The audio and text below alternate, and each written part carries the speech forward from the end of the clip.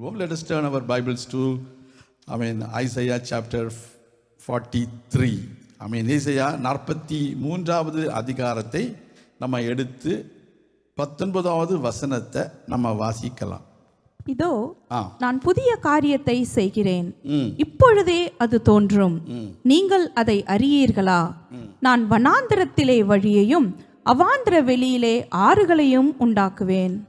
ஜெபிக்கலாம். எங்கள் அருமையான ஆண்டவரே, இந்த அருமையான காலை வேளையிலே உம்முடைய வார்த்தையின் மூலமாக எங்களோடு பேசும்படியாக உம்முடைய சமூகத்திலே வருகிறோம். தேவனே, அற்புத அடையாளங்களை செய்திடணும், எல்லா தடைகளையும் மாற்றி போடும், தீமைகளுக்கு எங்களை விலக்கி காத்துக்கொள்ளும். இந்த வார்த்தையினுடைய ரகசியத்தை நாங்கள் கண்டுகொள்ள தேவனாகிய கர்த்தர் எங்களுக்கு உதவி செய்யும்படியாய் ஜெபிக்கிறோம்.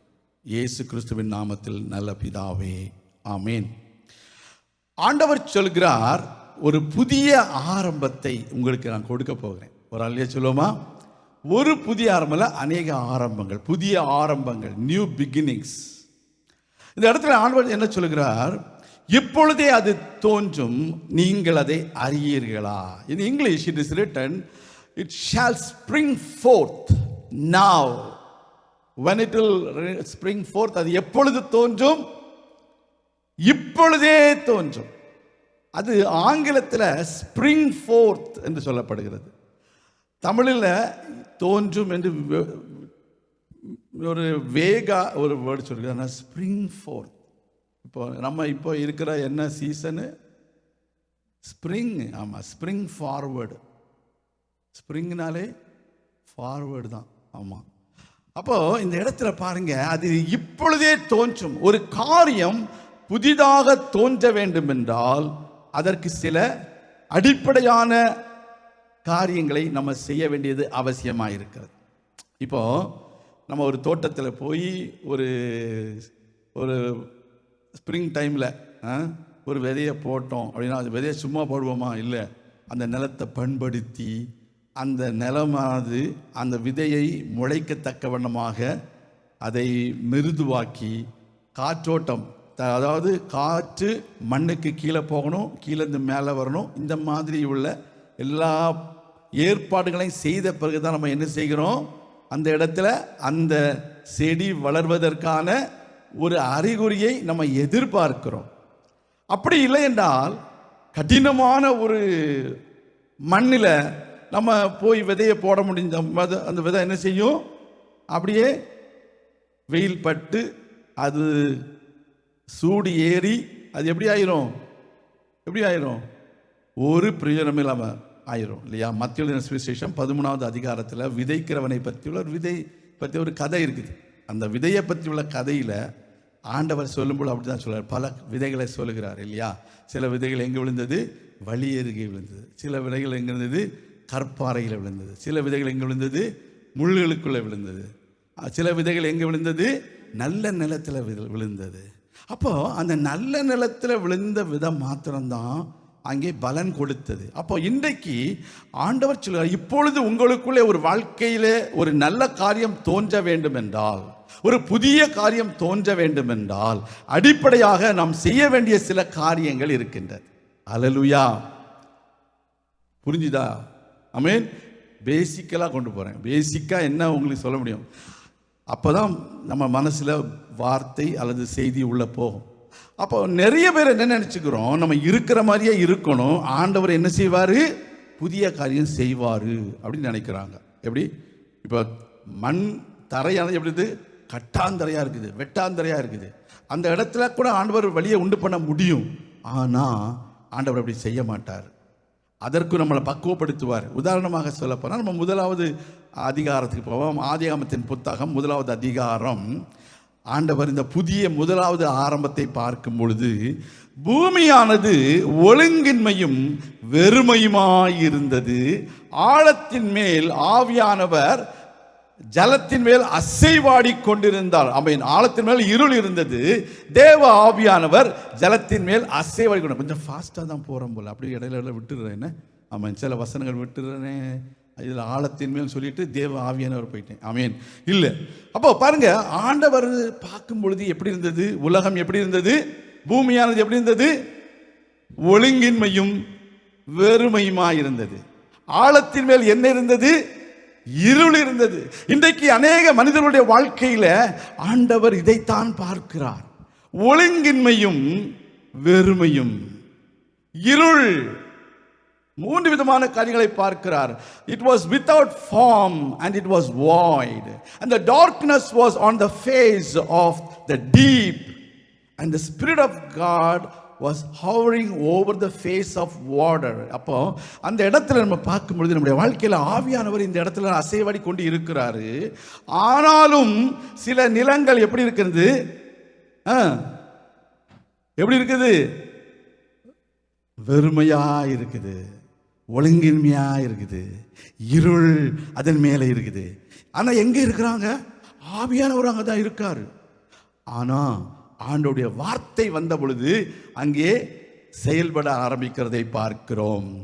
தேவன் வெளிச்சம் உண்டாக கடவுது என்றார். 3வது வசனம், வெளிச்சம் உண்டாயிற்று, வெளிச்சம் உண்டாயிற்று. அப்போ வெளிச்சம் முதல் படைப்பு என்னது? வெளிச்சம். அப்ப முதலாவது என்னது? அங்கே இருள் இருந்தது. அந்த இருளை மாற்றும்படிக்கு வெளிச்சத்தை ஆண்டவர் கொண்டு வருகிறார். நம்முடைய வாழ்க்கையில ஆண்டவர் ஒரு புதிய காரியத்தை செய்ய வேண்டும் என்றால், அது இப்பொழுதே தோன்ற வேண்டும் என்றால், இருள் அகல வேண்டும், வெளிச்சம் நமக்குள்ளே கடந்து வர வேண்டும். ஹல்லேலூயா. அதற்கு பின்புதான் ஆண்டவர் எல்லாவற்றையும் படைத்து இது நல்லது, இது நல்லது என்று கண்டார். இன்றைக்கு இந்த இடத்துல இருக்கிற நம்ம அனைவருடைய வாழ்க்கையிலும் இந்த ஆண்டவராகிய இயேசு கிறிஸ்து என்ற வெளிச்சம் கடந்து வரும் பொழுது அந்த இடத்துல என்ன பண்ணுறது? ஆண்டவர் புதிய காரியங்களை செய்ய முடிகிறது. ஒவ்வொரு நாளும் ஒவ்வொரு புதிய காரியத்தை செய்கிறார். நம்முடைய வாழ்க்கையில ஞாயிற்றுக்கிழமை வந்திருக்கிறோம் இல்லைங்களா? இந்த ஞாயிற்றுக்கிழமை வந்த பொழுது நம்ம வாழ்க்கையில் அந்த வெளிச்சத்தை நம்ம ஏற்றுக்கொண்டு இந்த உலகத்திற்குள்ளே செல்ல வேண்டும். இந்த உலகத்தில் என்ன இருக்கிறது? இருள் இருக்கிறது.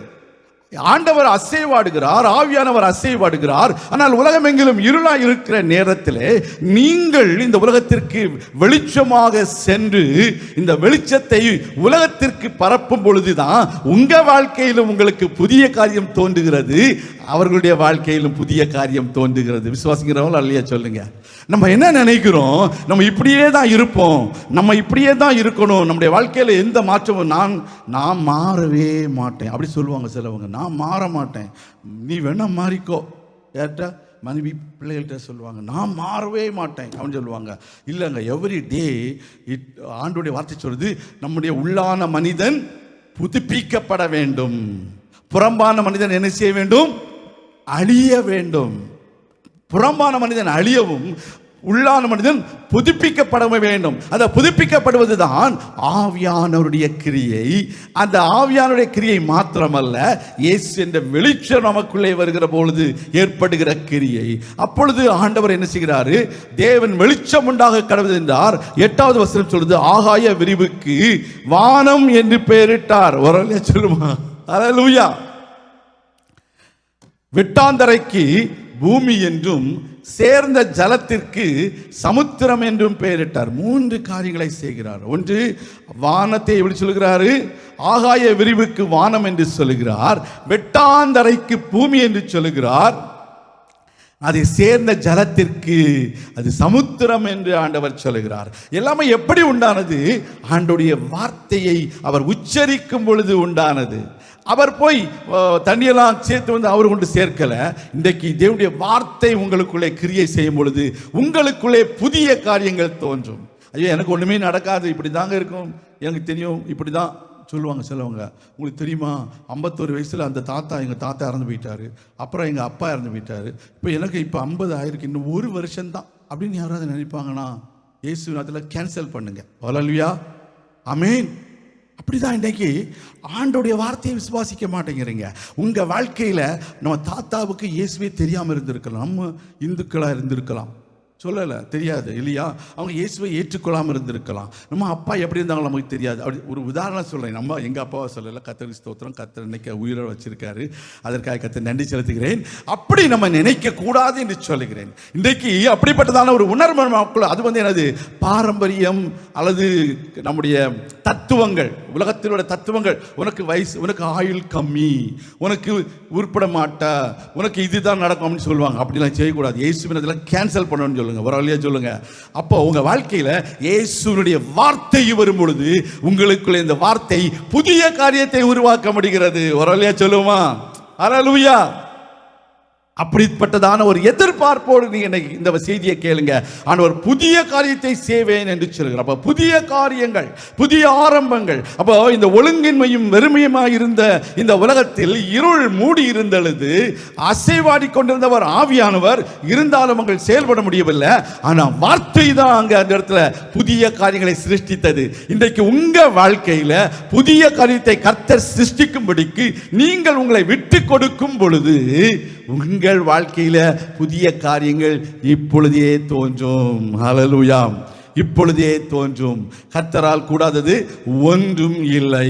அப்போ இப்போ புதிய இது எப்பொழுது உள்ள வானம், எப்பொழுது உள்ள வெட்டாந்தரை பூமி, எப்பொழுது உள்ள சமுத்திரம், இது கிட்டத்தட்ட 6000 வருடங்களுக்கு முன்பதாக ஏற்பட்ட ஒரு சம்பவம். ஆனா ஆண்டவர் இப்பொழுது புதிய வானத்தையும் புதிய பூமியையும் உங்களுக்கு உண்டாக்குகிறேன் என்று சொல்லுகிறார். எனது புதிய வானம், புதிய பூமி. ஆண்டவர் எப்பொழுதுமே பழைய காரியத்தை வைத்து அவர் திருப்தியாக இருப்பது இல்லை. இப்போ நம்மவே என்ன செய்கிறோம், ஒரு பழைய கார் ஆயிடுச்சுன்னா அது மாற்றணும் அப்படின்னு நினைக்கிறோம். வீடு கொஞ்சம் பழதாயிடுச்சுன்னா போய் மாற்றணும், வீடை பெரிய வீடை வாங்கிடுவோம்னு இருப்போம். இல்லை, சகஜம் இல்லையா? ஆண்டவர் அவர் நம்மளை விட மேலானவர். அவர் என்ன சொல்கிறாரு? புதிய வானத்தையும் புதிய பூமியையும் உண்டாக்குவேன் என்று சொல்கிறார். ஹல்லேலூயா. இதே ஏசாயாவின் தீர்க்கதரிசன புத்தகத்தில் 65ஆம் அதிகாரம் 17ஆம் வசனத்தை வாசிக்கும் பொழுது, இதோ நான் புதிய வானத்தையும் புதிய பூமியையும் சிருஷ்டிக்கிறேன். சிருஷ்டிப்பேன் என்று சொல்லல, சிருஷ்டிக்கிறேன் என்று சொல்கிறாப்பா.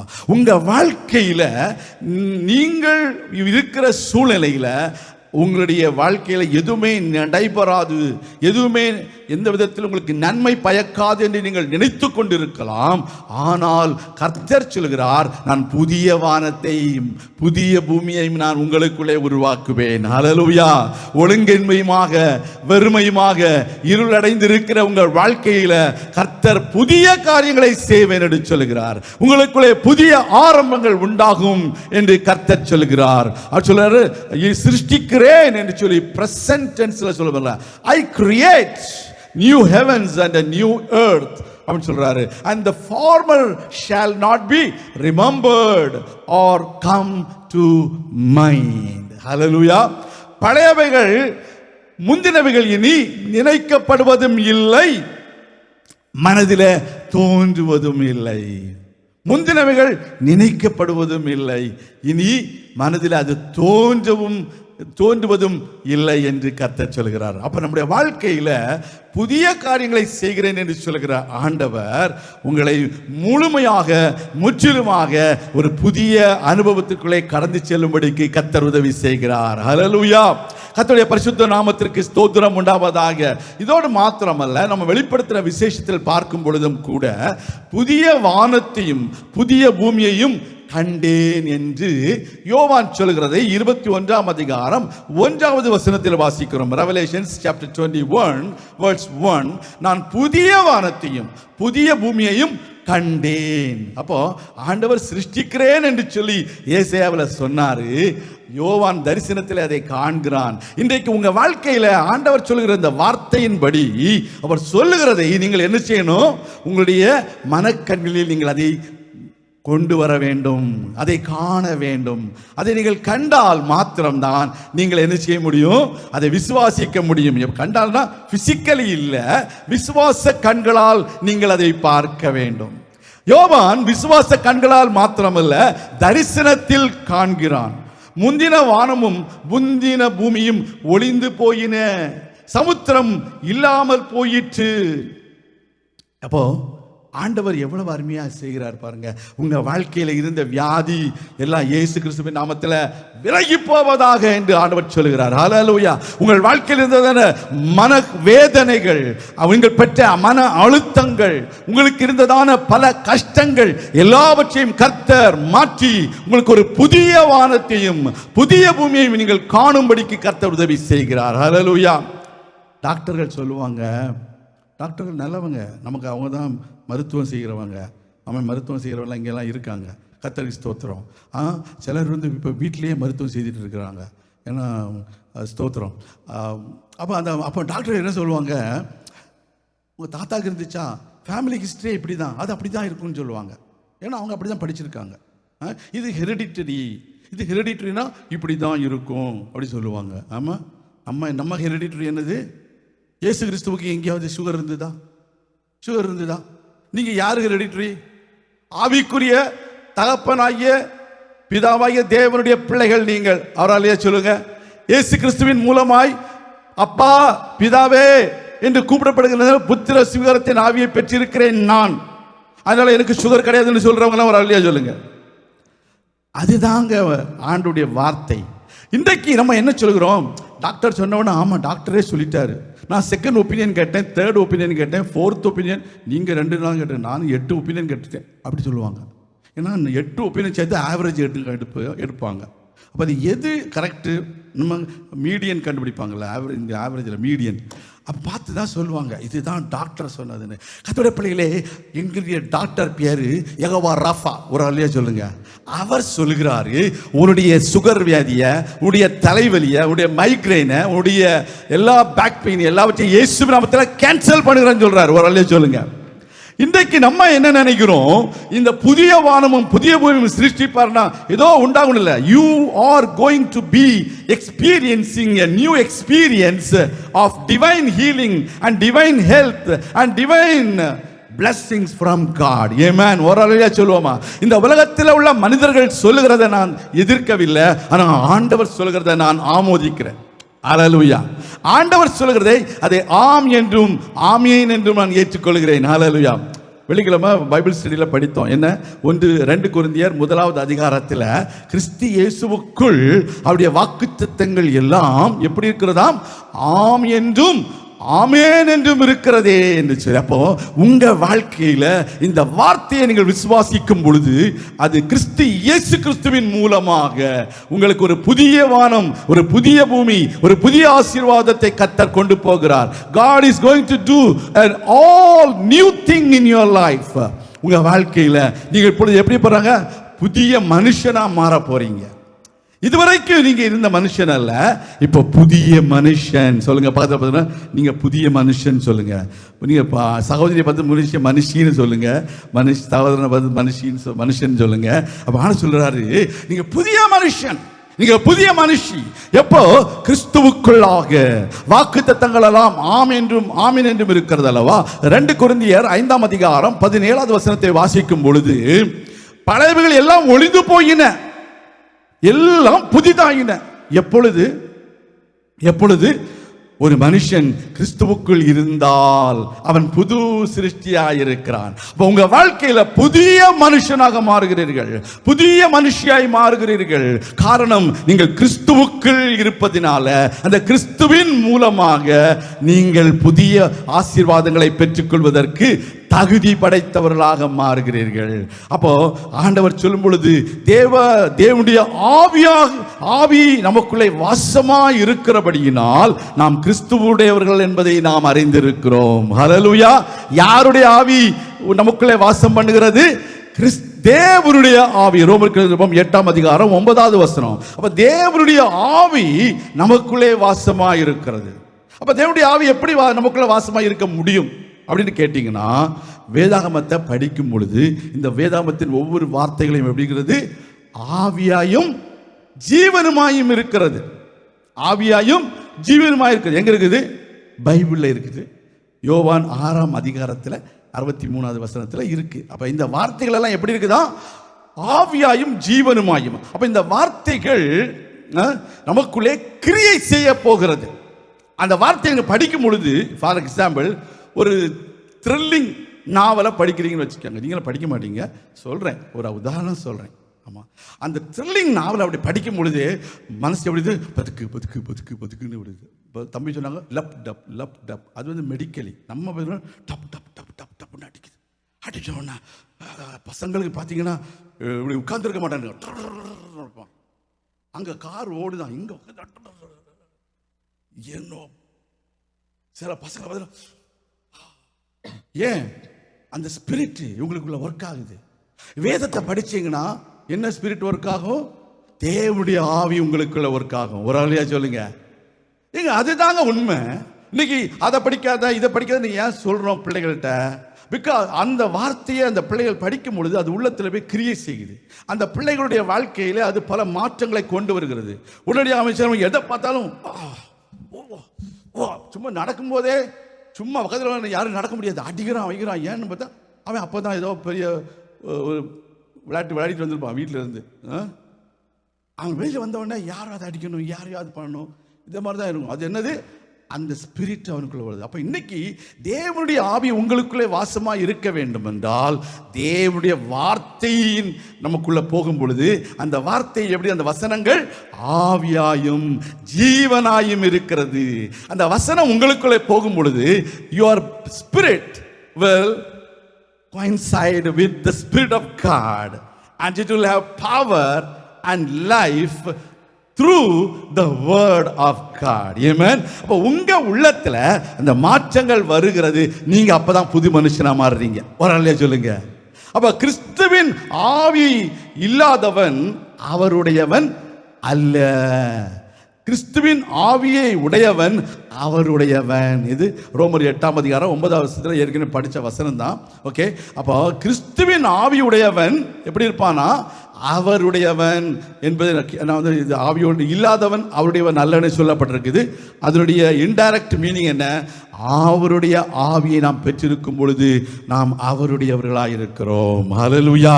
அப்போ இந்த ஆவியானவர் தேவ ஆவியை நம்ம எங்க வாசமா இருக்காரு? இப்போ ஜலத்தின் மேல் ஆடிக்கொண்டவர் இப்ப எங்க இருக்காரு? உள்ள வந்துட்டாரு.